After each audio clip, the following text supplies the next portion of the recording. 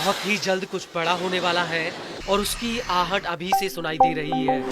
वो इसलिए क्योंकि ट्रंप के जीतने के बाद से ही ईरान लगातार अंदर ही अंदर अपनी सैन्य ताकत को चौगुना करने में लगा हुआ है।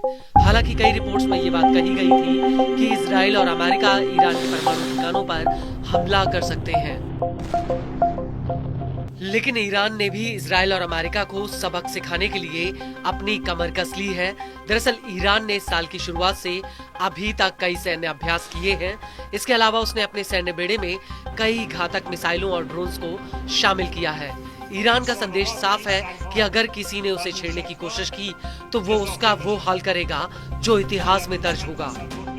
और अब इसी कड़ी में ईरान ने अपना सबसे भारी और सबसे बड़ा ड्रोन दुनिया के सामने पेश किया है। ईरान ने इस ड्रोन का नाम गाजा रखा है। उसका कहना है कि गाजा ड्रोन फिलिस्तीनियों के सम्मान में है।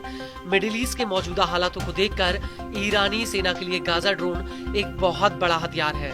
इस ड्रोन को लेकर ईरानी सेना की एरोस्पेस फोर्स के कमांडर आमिर अली हाजीजादे का कहना है कि इस ड्रोन में फिलहाल 8 बम फिट किए जा सकते हैं, लेकिन मिशन को पूरा करने के लिए ये 13 बमों को ले जा सकता है। حوزه امنیت سازی یعنی ایجاد امنیت پایدار کشور خیلی مفیده. یعنی در مراقبت از مرزها احیانا اگر تروریستی باشه، قاچاقی باشه، تو هم مسائل مختلف این ماموریت پذیره. بله موثر. लेकिन बड़ा सवाल ये है कि इजराइल और अमेरिका के हवाई हमलों के आगे ईरान का गाजा ड्रोन कितना ताकतवर है। तो आपको बता दें कि गाजा ड्रोन के पंख 22 मीटर लंबे हैं। यह 3100 किलो का वजन ले जा सकता है। यह ड्रोन 35 घंटों तक हवा में उड़ान भर सकता है। गाजा ड्रोन 350 किलोग्राम प्रति घंटा की रफ्तार से उड़ान भरता है। ईरान का नया ड्रोन 500 किलोग्राम तक विस्फोटक ले जा सकता है। ये 13 बमों को ले जाने में सक्षम है।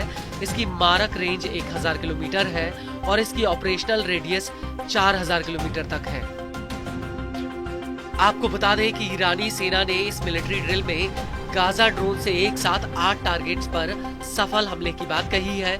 लेकिन इस सब के बीच आपको ये भी बता दें कि गाजा ड्रोन इकलौता ऐसा हथियार नहीं है जिसे ईरान ने अपने बेड़े में शामिल किया हो, बल्कि अब पुतिन ने अपने सुखोई 35 लड़ाकू जेट्स ईरान की सुरक्षा के लिए भेज दिए हैं। और ये पहली बार है जब ईरान ने रूस से सुखोई 35 जेट्स खरीदने की बात भी कबूल की है।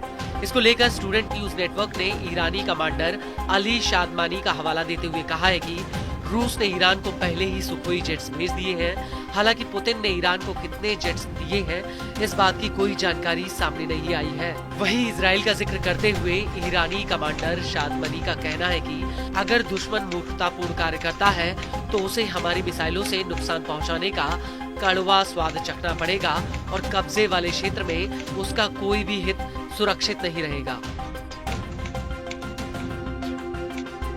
लेकिन बड़ा सवाल ये है कि क्या रूस का सुखोई 35 अमेरिका और इजराइल के जेट्स के आगे टिक पाएगा। तो आपको बता दें कि सुखोई 35 रूस का बेहद ही ताकतवर और एडवांस जेट है। इसको लेकर रूस की तास न्यूज एजेंसी का कहना है कि Sukhoi 35 multi role fighter jet है। इसमें एक पायलट के बैठने की जगह होती है। इसका लेटेस्ट वर्जन 20,000 मीटर यानी 65,600 फीट की ऊंचाई पर उड़ान भर सकता है। इसकी अधिकतम स्पीड 2500 किलोमीटर प्रति घंटा है।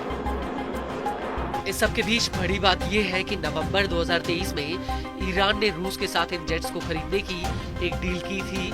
हालांकि उस वक्त भी ये बात साफ नहीं हुई थी कि आखिर ईरान कितने जेट्स खरीद रहा है। और इसके बाद नवंबर 2024 में ईरान और रूस ने एक व्यापक रणनीतिक साझेदारी की डील की थी। हालांकि इस समझौते में हथियार खरीद का कोई जिक्र नहीं था, लेकिन उस वक्त दोनों देशों ने ये जरूर कहा था कि वो सैन्य तकनीक सहयोग करेंगे। आपको बता दें कि ईरानी एयरफोर्स के पास कुछ दर्जन भरी एयरक्राफ्ट बचे हुए हैं। इसमें कुछ रूसी जेट्स हैं। इसके अलावा ईरान के पास 1979 की इस्लामिक क्रांति से पहले खरीदे गए अमेरिकी मॉडल के एयरक्राफ्ट हैं जो अब बूढ़े हो चुके हैं।